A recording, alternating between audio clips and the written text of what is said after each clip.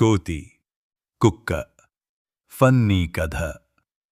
ఒకరోజు కోతి చెట్టుమీద కూర్చుని అరటిపండు తింటోంది.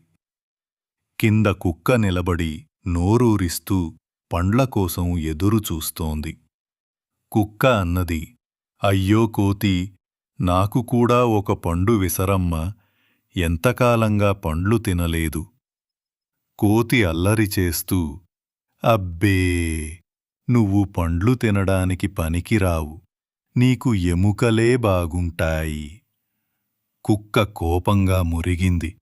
మాటలు ఎక్కువయ్యాయి. ఒకటి విసరకపోతే నీ చెట్టు కిందనే గుంత తీసి కూర్చుంటాను. కోతి కాస్త ఆలోచించి నిజమైన అరటిపండు కాకుండా బర్రేకాయ తీసి కుక్కకు విసిరేసింది. కుక్క ఆనందంగా పట్టుకుని కొరికి చూసింది.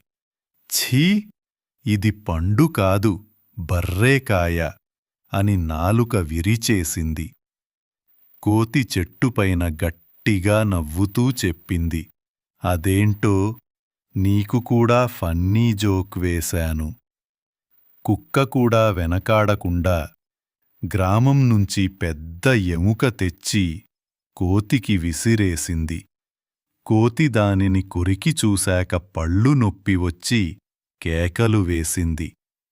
కుక్క నవ్వుతూ చెప్పింది, హహా, ఇప్పుడు జోక్ ఎవరిమీదో తెలిసింది కదా.